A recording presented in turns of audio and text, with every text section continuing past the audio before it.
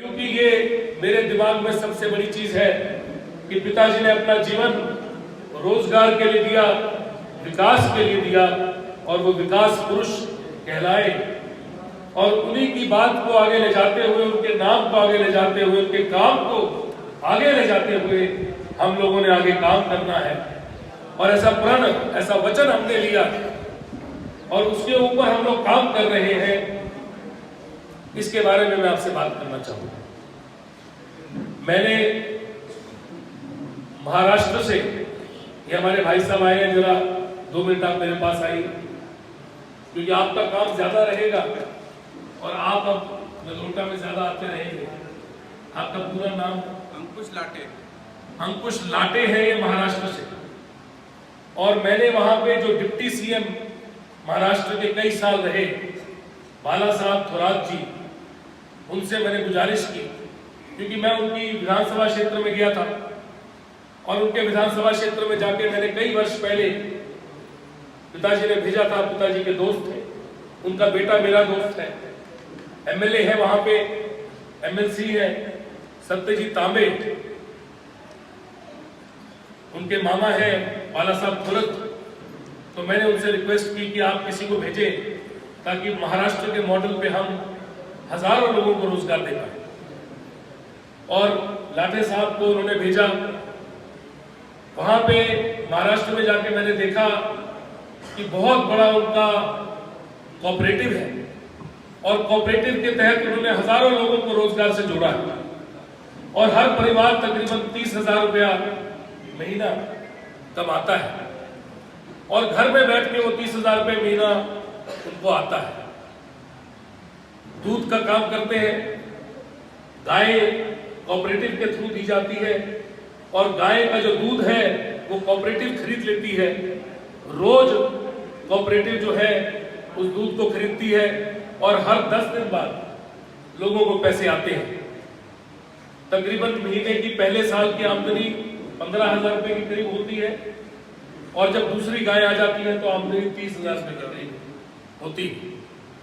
और वो दूध खरीद के एक बड़ी फैक्ट्री में जाता है और वो बड़ी फैक्ट्री वो दूध को बेचती है, उसके मिल्क प्रोडक्ट्स बनाती है। इसी तरह से अमूल ने काम किया और पूरे गुजरात में उन्होंने बहुत सारे लाखों लोगों को रोजगार दिया। अमूल के काम को देखने के लिए भी मैंने सेन साहब, कहाँ पे सेन साहब? सेन साहब आइए इधर आ गए। मैंने सेन साहब से 1 महीना पहले संपर्क साधा। सेन साहब हिमाचल में डीएफओ रहे हैं और कंसल्टेंट हैं, फॉरेस्ट के महकमे में बहुत बड़े पद पे रहे हैं। सर आइए सर। मैंने इनसे संपर्क साधा, मैंने इनसे गुजारिश की कि हमें हजारों लोगों को रोजगार देना है और उसके तहत हमें अपने मॉडल को आगे लेके जाना होगा। सेम साहब ने अपनी पूरी जिंदगी हिमाचल प्रदेश सरकार को दी है और बहुत बड़े डीएफओ और फॉरेस्ट के बहुत बड़े पद से रिटायर हुए। मैंने इनसे संपर्क साधा और इनके बाद मैंने डीएफओ, ये जो भाई साहब आप भी आइए, डीएफओ पालमपुर है, इनसे भी संपर्क साधा। आज इनको मैं लेके नहीं आया हूं, ये ऐसे मेरे से मिलने आए थे। इनको मैंने कहा चलो आप भी चलो, तो इनसे भी संपर्क साधा और इनकी मैंने सत्यजीत तांबे जी से महाराष्ट्र में बात कराई, जो वहां के डिप्टी सीएम हैं, उनसे बात करवाई और एमएलए जो सत्यजीत तांबे उनसे बात करवाई और मैंने कहा कि आप महाराष्ट्र से किसी को बुलाएं। तो लाटे साहब हमारे पास यहाँ पे रहेंगे, हम यहाँ पे कोऑपरेटिव बनाएंगे और कोऑपरेटिव जो है उसके ऊपर काम शुरू हो जाएगा। उसकी रजिस्ट्रेशन जो है वो सेन साहब कराएंगे और उसके बाद हर गांव को हम कोऑपरेटिव से जोड़ेंगे और हर गांव में 100 परिवार, ताकि हमारे सारे गांव में तकरीबन 5,500 परिवार इसके अंदर रोजगार में आ सके।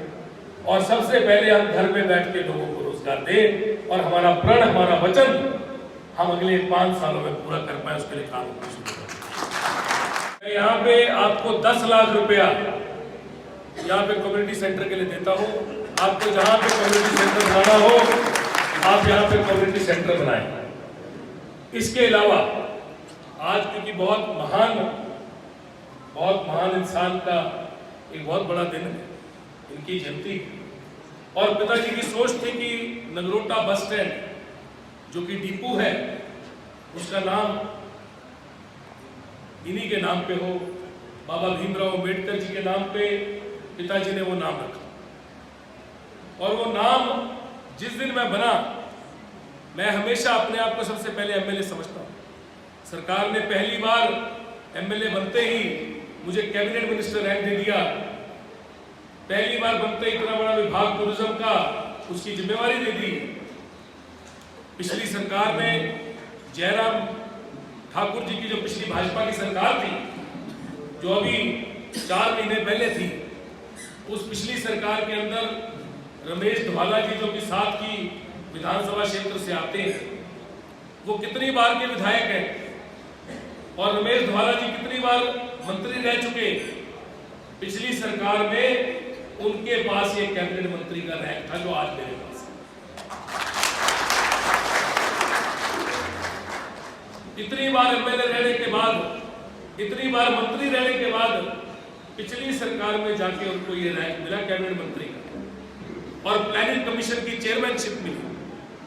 आपको पहली बार एमएलए बनते ही पहली बारी के अंदर कैबिनेट मंत्री रैंक भी मिला और इतने बड़े विभाग की चेयरमैनशिप। और आपको ये बताते हुए मुझे फक्र महसूस होता है क्योंकि पता होना चाहिए विधानसभा आप ही के कारण ये सब हुआ है।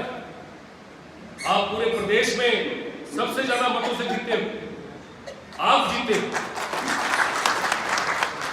मतलब अगर प्रदेश में सबसे ज्यादा मतों से 68 कैंडिडेटों में सबसे ज्यादा मत जो है वो नगरोटा विधानसभा के कांग्रेस के प्रत्याशी आपको पड़े। पहली बार में आपको इतना बड़ा पद मिला और आपको ये बताते हुए मुझे गर्व महसूस होता है कि जब से हिमाचल प्रदेश बना है, एसडीएम साहब यहाँ बैठे हैं, एचएएस की तैयारी की तो इन्होंने पास किया, फिर एसडीएम बने। तो जब से हिमाचल प्रदेश बना और जब से टूरिज्म का विभाग बना, आज तक टूरिज्म का चेयरमैन जो है वो हिमाचल प्रदेश के मुख्यमंत्री रहे हैं, उनके अलावा कोई नहीं। ये पहली बार है कि मुख्यमंत्री के अलावा नगरोटा बगुआ विधानसभा क्षेत्र जो है वो टूरिज्म का चेयरमैन बना। ये आप लोगों के लिए बहुत बड़ी बात है। आजकल रात दिन मेरा सिर्फ काम यह है कि मैं कौन कौन से प्रोजेक्ट नगरोटा ले आऊं, टूरिज्म के कौन कौन से प्रोजेक्ट ले आऊं। और आने वाले दिनों में आप सुनेंगे, जिस दिन भी मुख्यमंत्री महोदय का यहाँ पे हम दौरा रखेंगे तो आप अनाउंसमेंटों की झड़ी सुनेंगे और काम शुरू होने की झड़ी। क्योंकि मेरा काम है पहले बजट का प्रावधान करते हैं, पहले पूरा उसकी बैकग्राउंड करना है। बहुत बड़ी बड़ी चीजें नगरोटा में आ रही है और एसडीएम साहब रात दिन लगे हुए हैं जमीनें ट्रांसफर करने में। कोई जमीन इन्होंने एजुकेशन विभाग को ट्रांसफर कर दी है। कितनी जमीन की है सर? 200 कनाल। कोई जमीन टूरिज्म को कर दी है, वो कितनी की है सर? 275। मतलब तकरीबन 200 के कनाल जमीन टूरिज्म को, जिसके अंदर हम वेलनेस सेंटर, मतलब हिमाचल प्रदेश का टूरिज्म का सरकारी सबसे बड़ा होटल हम नगरोटा बगुआ में खोल रहे हैं, जिसकी लागत तकरीबन 60 करोड़ रुपया हो।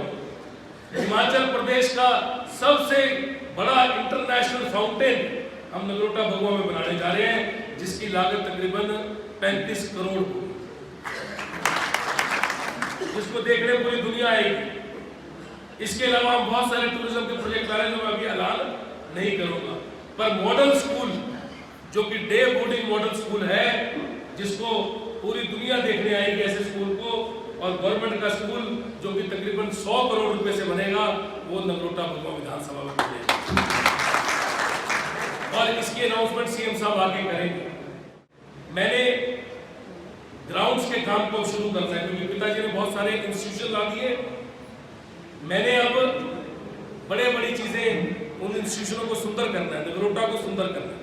उसके लिए क्या करना है, जो बस स्टैंड है वहां से लेके बाबा बड़ो तक पूरी उस जगह को मैंने टूरिज्म के अंदर ले आया और टूरिज्म करोड़ों रुपए लगाएंगे उस जगह में। वैसे ही थारू से लेके ऊपर गवर्नमेंट डिग्री कॉलेज तक हम टूरिज्म के अंदर ले आएंगे और करोड़ों रुपया टूरिज्म का उसके अंदर लगेगा, रास्ते बनेंगे, उसके ऊपर वो रेलिंग लगेगी, लाइटें लगेगी, 50 चीजें बनेंगी और करोड़ों रुपए का ये प्रोजेक्ट है। हम ये सारे प्रोजेक्ट यहाँ पे लेके आ रहे हैं जिसके ऊपर हम काम करना रात दिन सरकारी अधिकारियों ने शुरू कर दिया। क्योंकि पहले काम होता है, डीपीआर बनती है, डीपीआर बनके जाएगी, फिर मेरे महकमे में आएगी, महकमे से क्लियरेंस होगी। मैंने ऑलरेडी पैसा वहां पे अलग से रखवा दिया, पैसा अलग से रखवा दिया ताकि उस पैसे को कोई भी छू ना पाए।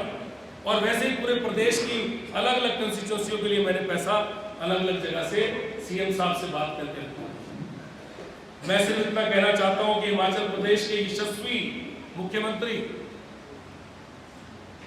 ठाकुर सुखविंदर सिंह सुक्खू जी, जो कि मेरे नेता हैं और जिनका दिल हम सब के लिए धड़कता है, और कहीं ना कहीं हम सब के नेता श्री जीएस बाली जी, जिनका दिल हम सब के लिए धड़कता रहा है, उनके साथ हमारे यशस्वी नेता मुख्यमंत्री ठाकुर सुखविंदर सिंह सुक्खू जी का बहुत ही ज्यादा दिल आत्मा का लगाव है और मेरे साथ भी वही लगाव है। उसी के चलते जो मैं मांगता हूं, जो मैं कहता हूं, आज तक उन्होंने उसको इनकार नहीं किया। और अभी जब उनका दौरा होगा तो मैंने एक लिस्ट बना के रखी है, उसके अधीन हम काम करेंगे।